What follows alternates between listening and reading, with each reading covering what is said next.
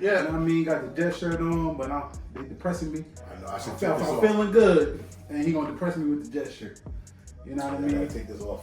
Currently, the Jets game is on right now, but by the time y'all watch this tomorrow, it's a different day. We gonna see the outcome. But how you feeling? Good. You Look at that screen. Huh? Look at the screen yet. How you see feeling? what you got? No, I feel good. I'm all right. Good? So I'm jumping right into it. I told you so. I told y'all so. I told y'all summer league. I told y'all first 3 games of the season. I told y'all preseason. He ain't catch us by surprise. Y'all know who I'm talking about. Ariel Hawk-Porty. I said his name right? Yeah, close enough. Close enough. Hawk-Porty, close enough. Hawk-Porty.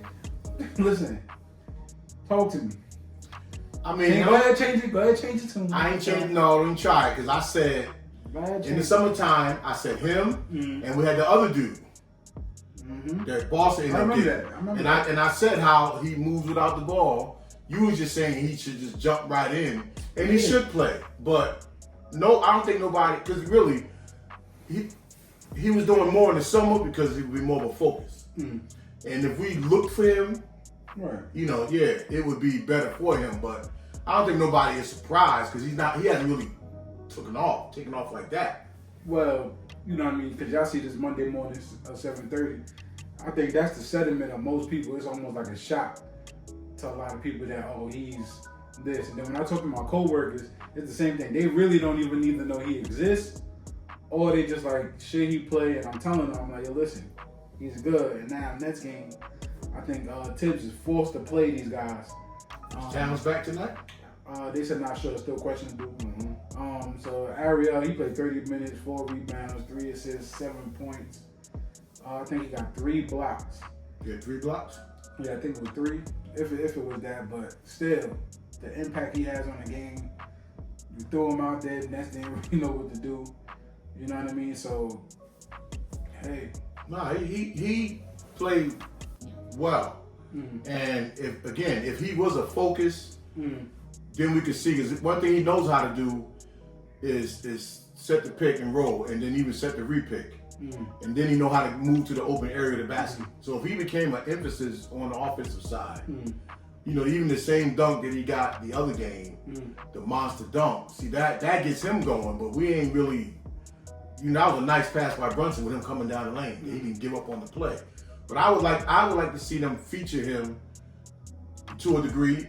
Right. Because he has talent, ain't no doubt that he has offensive talent. I mean, yeah, that's my gripe with I don't want to say just the Knicks, but with the NBA in general. Like, if they do something well, let them do it or try to make it into the system.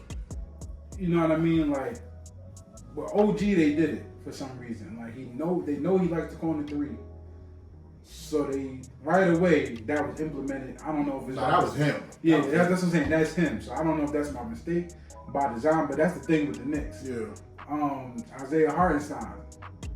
Technically, he can do more. Like in practice, I know when him practicing, dribbling, going to the hole, shooting 3-point shots, and they said this is what OKC is getting. Now I don't know if that's what he's over there doing right now. I know he got hurt, but if he can do that, and then at times we needed the big to do that. You see what Cleveland doing. Who knew that they was going to be undefeated right now, and their bigs was going to be healthy playing like that? You know what I mean? Like, the big make a difference even when they not that good in today's NBA, because everybody's shooting 100 threes. Yeah, they shooting 100 threes, but they also utilizing their bigs around the basket.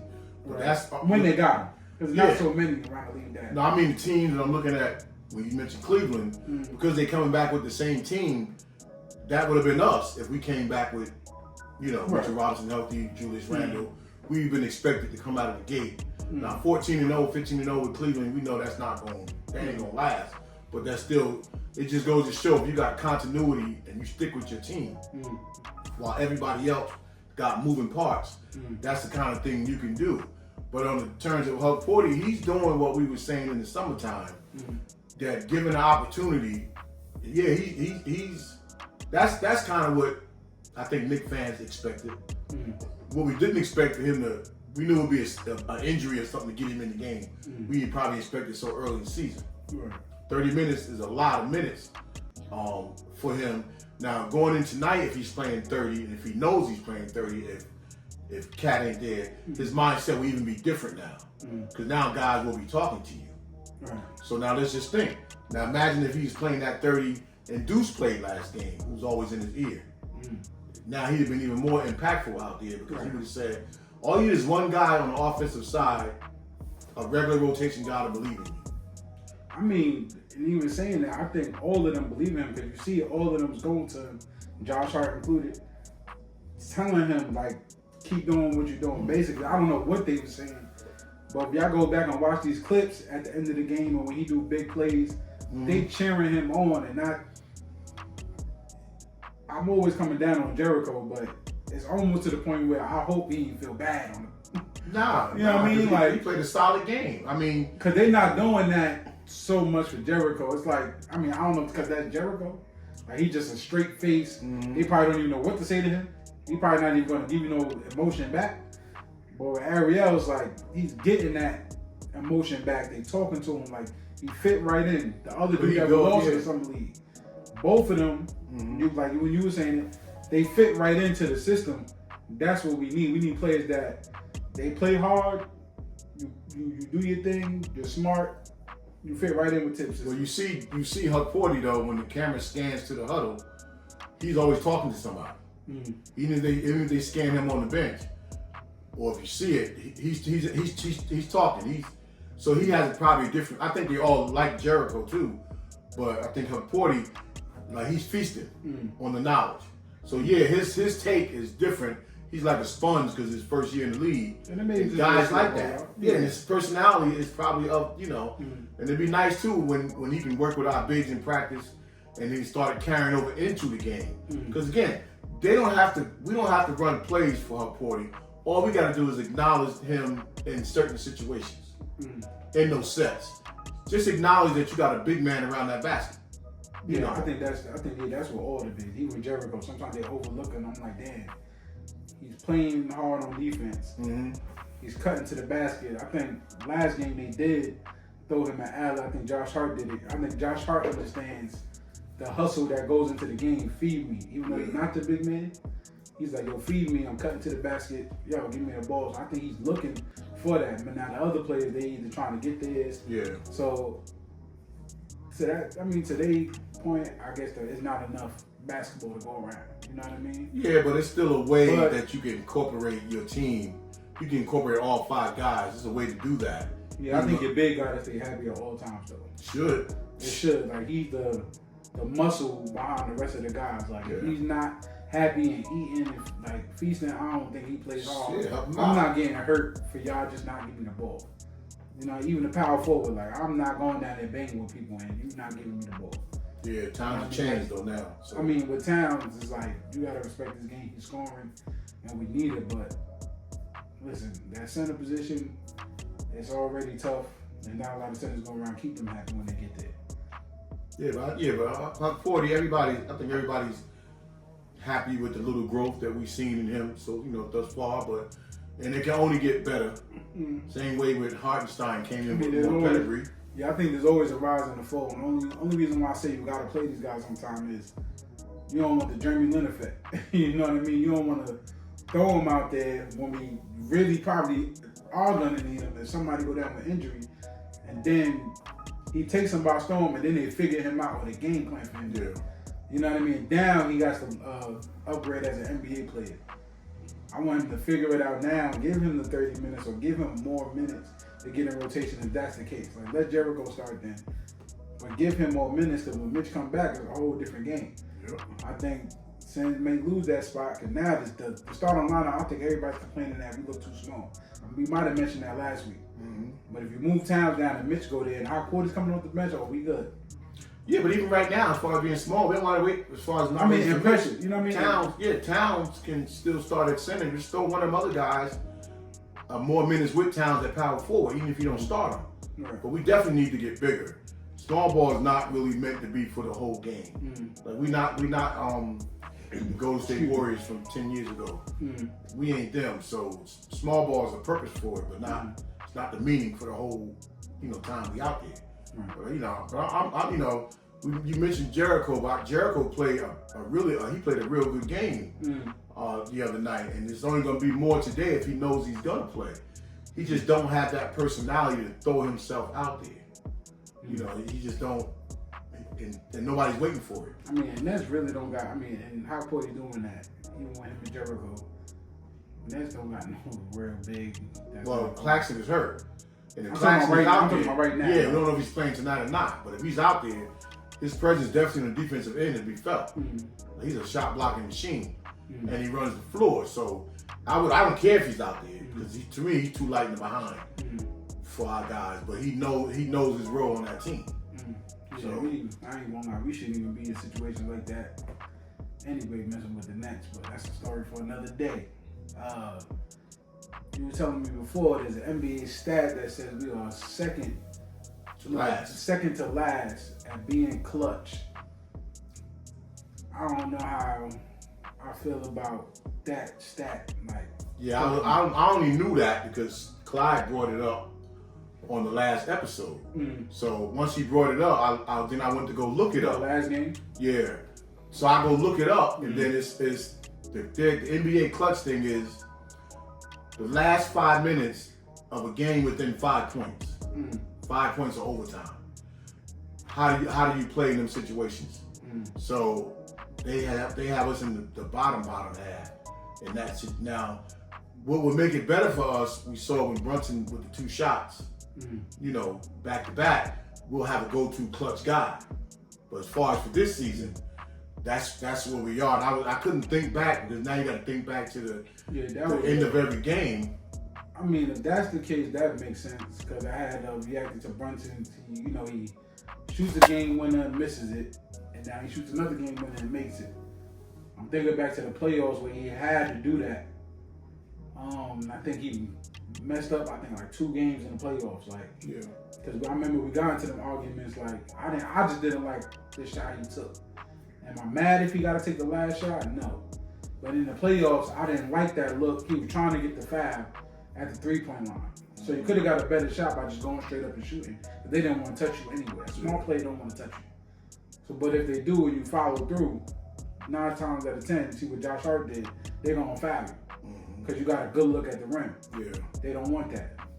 But the last 2 shots, I wasn't mad at it, but the 3-point was more risky than I felt like. I think he only needed a 2 to win? Yeah, that's why I wasn't doing what I was saying from the first one, the one that he missed. I wasn't saying that it was a bad shot. What I was saying was that being that we know that Cat was hot and that we only needed 2 to win, the play they ran, because we don't know how that could have got the misdirection. But even when you look at it, on the miss, it was good that if he left a half a second on the clock, you never know that. Josh Hart was right there, and Sims was right there. But I thought, and I kept replaying it, to if Towns is hot, when Brunson had it, it was plenty of time to run Towns down in there for a quick shot to get fouled. I mean, you can't, it's apples and oranges, but it's just like when you start thinking the game at the end, Brunson felt like he came back into a good game.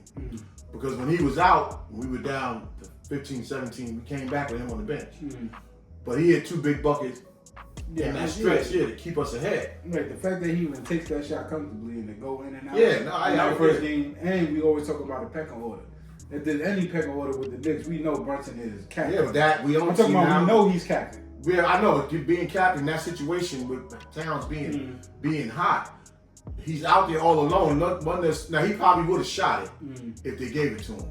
But we could have easily, as soon as Brunson came off that screen to get it, simultaneously run Cat down to the block. Right. Get it, turn, boom, boom, either point or foul. And let somebody block it. At least now you give yourself a better chance to win. Yeah. Now the game the other night, Brunson already knew in his mind he's taking that shot, and he had the space and time to do it. And it left seconds on the clock if you miss. Because you got your guys, Hart is automatically going to offensive rebound, depending on where it bounced. And then particularly maybe Bridges. Yeah, Bridges, but we know that Sims may go for it himself. So that one made more sense to me. And he had plenty of time to set his guy up. That was a typical Brunson. I'll take that shot. You know what I'm saying? You're going to back off me like that and let me get into my rhythm. I'll shoot that. So that was, I thought that was I just thought it was a little bit more risky because it was a 3. I think we could have won the game with a 2. I don't even remember, but hey, he did it. I was cool with it both times. Miss or make. I just want the opportunity to do that now. We shouldn't be in them situations with them last 2 teams like that anyway. Yeah, but I just want to make myself clear that even Brunson being captain, and if Towns is hot, a good captain knows, even if Tibbs drew it up that way, the game that we lost, right? You supposed to say, you know what, big man, you killing them. We coming this way. But in Towns' situation, I don't know if he's that vocal to even say that. No, not Towns, Brunson. Yeah, but Brunson doing it, but Towns gotta also.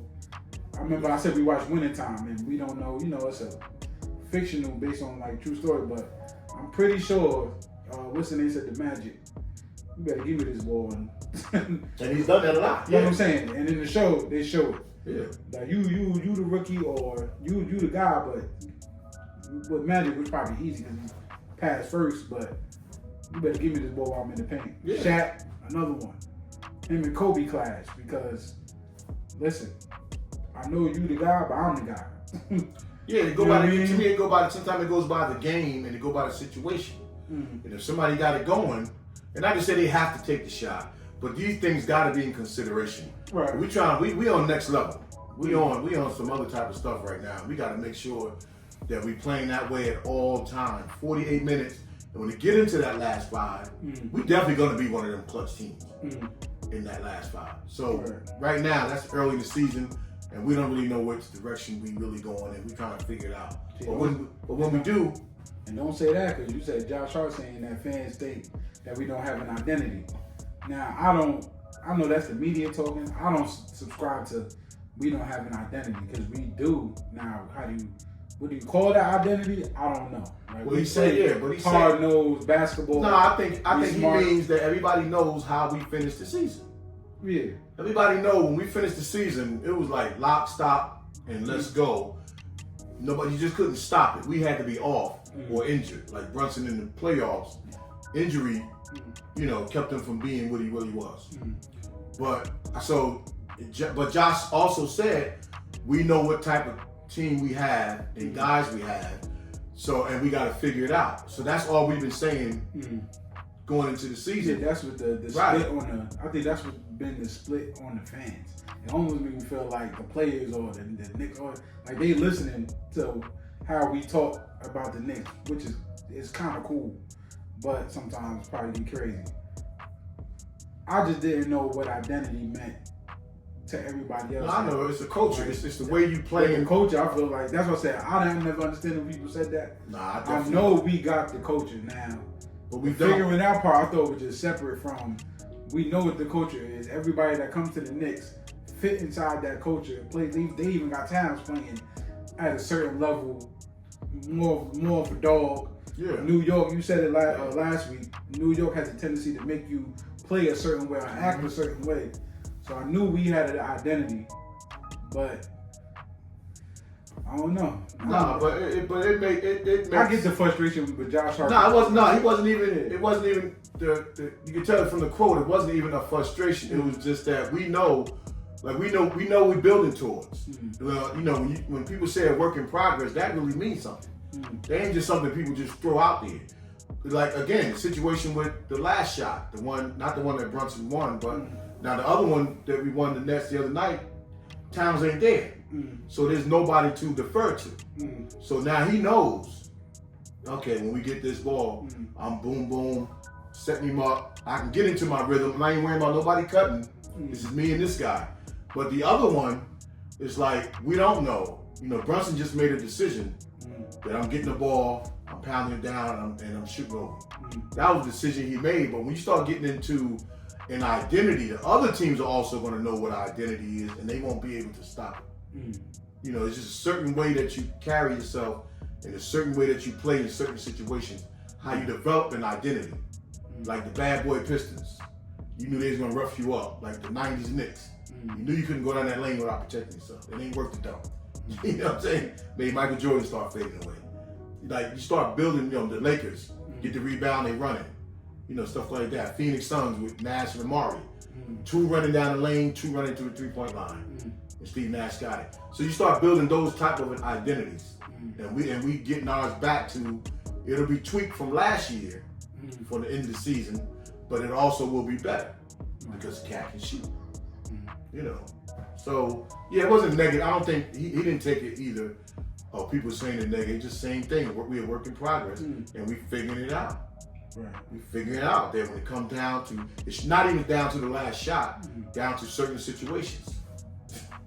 That's the Knicks. But Joshua, listen, I wasn't worried. Like, y'all was pissing me off a couple times, but I don't think it was so much y'all. I think it was with Ted, 7-man rotation, and not playing the big for me, and little stuff like that. Like, we don't even gotta be in these situations. But playing hard and the way we playing, the way we losing, I can't complain like we playing bad. It's not like we playing bad. You know what I mean? We just in situations where it is what it is. Listen, do you still think it's a 50-game season or more? I'm not saying nothing until December get here.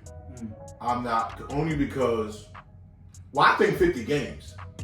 Because we're not gonna, as the season goes, we're not gonna be losing games regularly. Like when we lose, it's gonna mean something.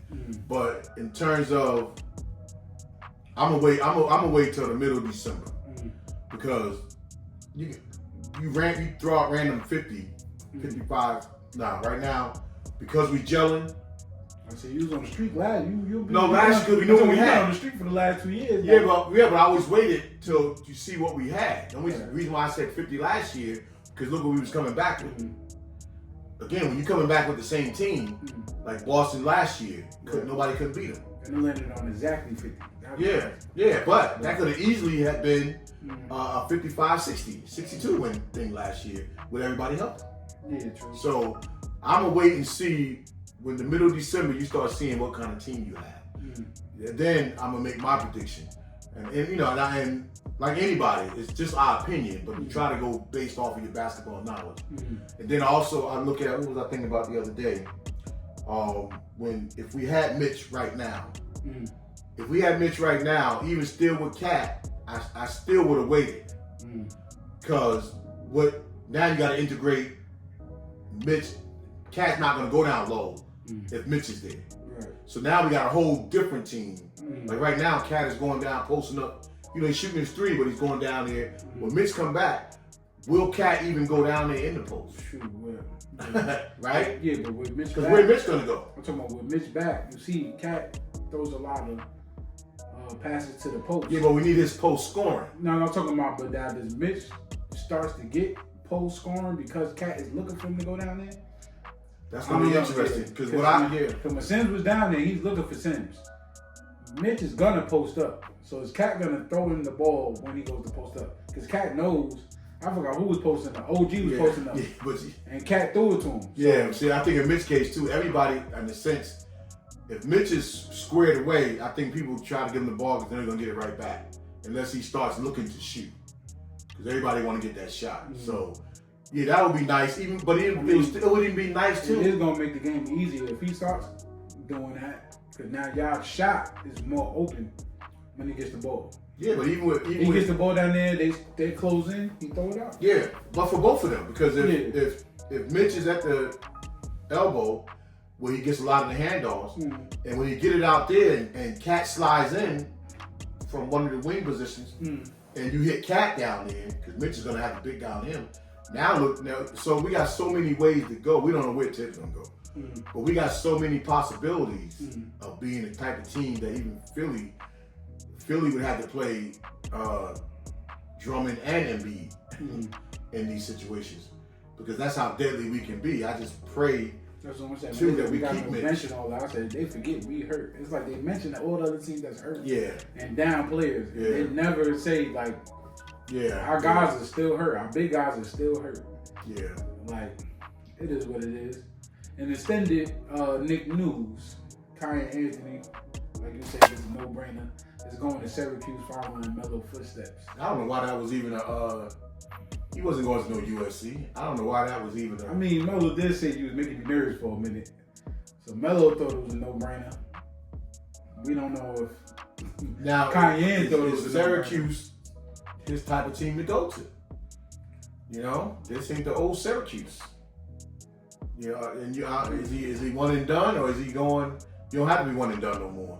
But well, I think he really get lost in Syracuse. They get a bunch of guys that just run. Is that his game? Well, Cayenne's upside, he's doing it the right way. He's going to school, so we're not gonna know for sure until he gets to school. But clearly, if Syracuse wants you, it can't be because you're just Melo's son. You know what I mean? Well, maybe I look at Melo. I can see the other schools. Melo spent $30 million on that gym, on that practice facility. So Melo's son's gonna go to Syracuse. You know, that's the loyalty thing, right? I mean, not that he's not good enough. He's definitely good enough. That's what I'm saying. He's good enough. But So that's a loyalty thing, right? To me. You know, that's a legacy he's trying to build for that 1 year that he was there. But yeah, it don't seem like Cayenne. I think Melo and Lala's letting him be what he wants to do. Like, you do what you want to do. Now, it probably would have hurt Melo if he didn't go to Syracuse, because it sounded like on Melo's show, it was like he was making me nervous for a minute. You know what I mean? Like, he wasn't gonna pick it. And he said it was down to 3 schools. He said what schools he told them, nah, respectfully, I'm not going. I mean, he went through the process, chose Syracuse. Yeah, and I wonder who else was. So now is he going to choose the Knicks? Not messing with you. Nah, we don't need that right now anyway. You don't need to kill that. He come here, you got to put out. You being Melo's son won't be enough. You got Patrick Ewing's son. It wasn't enough being Patrick's son. Even though he didn't get a fair shake with us. You know, but he had Patrick Ewing's son? Yeah. I mean, he just at the wrong time. I'm talking about if he was good, he used to be in the NBA though. He was what he was, and it's gonna be funny. He was a better Giannis brother, the one that like the yeah, but he was a better because he was a better one of him. You know, Giannis brother just wasn't. You know. Yeah, but see, well, Kanye, we just don't know what we like. We know he's good. We just don't know how that turns out. Because a lot of these not ex-NBA players, but they sons, we don't ever know what they're going to be when they get to the NBA. No, I think Kanye. Gilbert Arenas, remember you was talking about Gilbert Arenas' son? He's really good. You know what I mean? And Cayenne, I think Cayenne is better than Bronny. Well, he got more skills. Yeah. See, they mirror their fathers. You know, Bronny has a lot of LeBron's.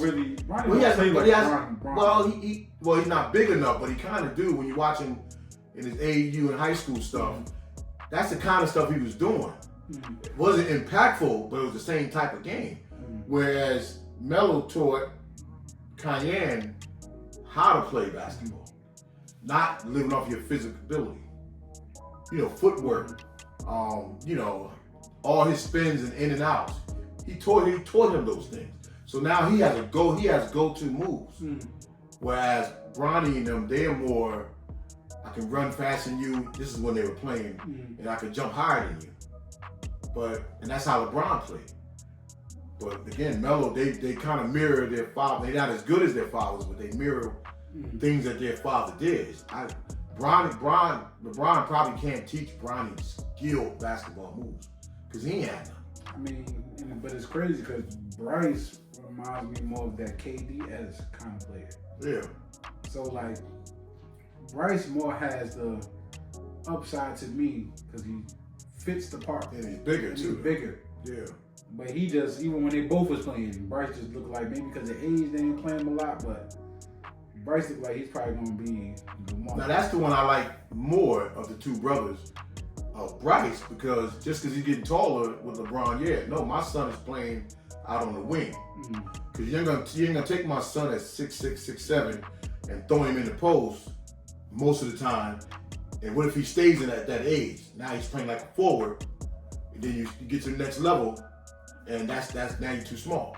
Now you're a twin. Bronny plays more like a 2, but he's so small, I don't know. Well, Bronny's, if he really 6'3", 6'3" is a good height. It's just something about his game because, to me, he's a good player. He just lacks certain fundamentals.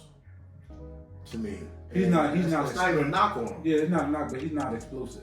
Like Cayenne and Bryce, they're explosive. Like, and they can change direction. Yeah, they like change direction. Cayenne's trying to get the bucket.